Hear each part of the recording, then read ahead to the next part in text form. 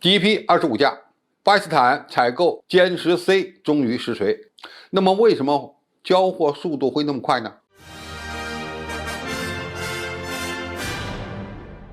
观众朋友、网友朋友，大家好，我是付先生。据巴基斯坦内政部长谢赫拉希德·艾哈迈德接受巴基斯坦媒体采访时表示，巴基斯坦空军的歼10C 战斗机已经准备就绪。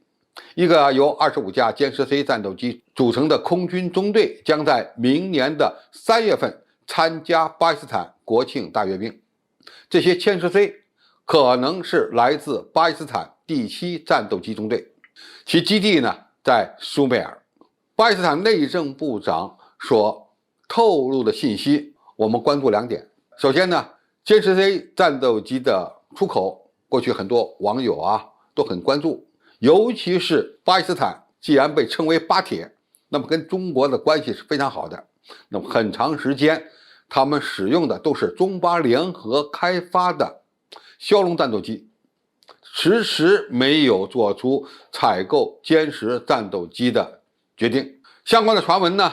已经传了好几年了。直到2001年年初，关于歼10C 出口巴基斯坦这个消息呢，再度被提上日程。有网友注意到，中国空军参加中巴联合军演派出的歼10C 战斗机里呢，有2架的涂装跟我们空军涂装不一样。好像更接近于巴基斯坦空军的涂装，因此当时有网友猜测，巴基斯坦空军呢有可能会采购歼10C。但是这个消息爆出之后呢，过了一段时间又无声无息了。前几天呢，又有传闻说，巴基斯坦内部关于是否引进歼10C 这款先进的3代半战机的计划展开了讨论和争论。其中有媒体报道说，有一个巴基斯坦的议员提到说，歼10C 战斗机呢虽然不错，但是比较贵，巴基斯坦空军可能承受不起，因此最终会不会买歼10C这个呢还要再讨论。但是这次巴基斯坦内政部长的说话应该说这件事儿实锤了。那么巴基斯坦空军为什么对歼10C的引进那么积极？首先呢，这款战机相当先进，它是在歼10的基础上经过2轮改进最终而成的一款3代半战斗机。它的最大特点是，在所有的3代半战机中，它的雷达反射截面是最小的，可以说它已经跨入了半隐身战斗机的行列。第二，它的机载雷达和火控系统、航电系统、飞控系统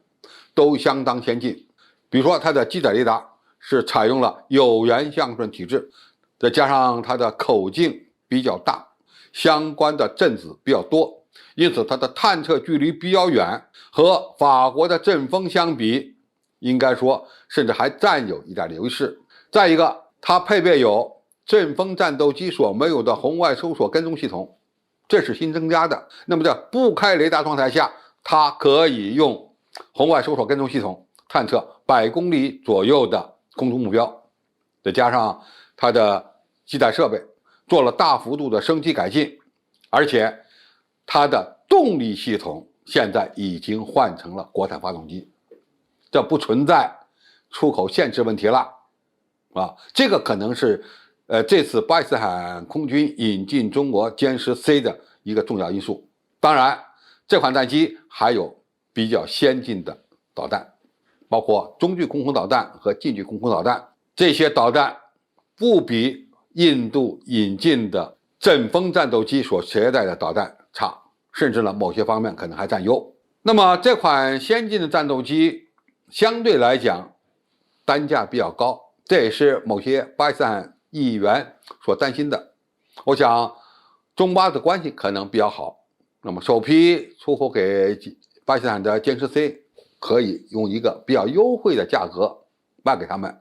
那么现在第二个问题是，歼10C是否现在真正进入到巴基斯坦空军，我们现在不知道。但是它明年3月份就要在大型庆典上让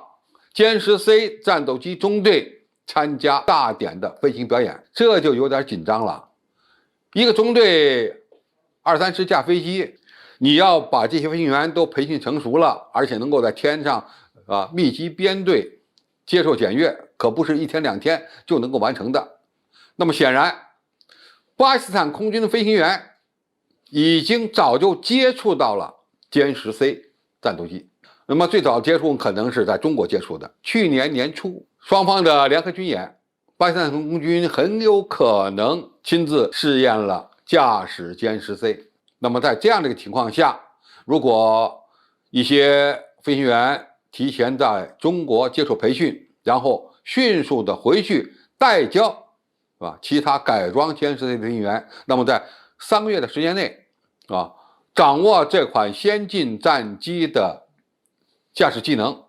应该是有可能的。因为歼10C它的飞控系统非常先进，驾驶起来很容易上手。当然后续的作战的训练还要经过一段时间才能够形成初始战斗力。但是不管怎么讲，由于歼10C它的飞行性能非常好，飞行品质非常好，因此在3个月的时间内培养出拥有一定作战能力或者初始作战能力的一个中队的巴基斯坦空军飞行员，应该说是可以做到的。我们也完全祝愿巴基斯坦空军在引进中国的歼10C 这款3代半战机之后，能够迅速的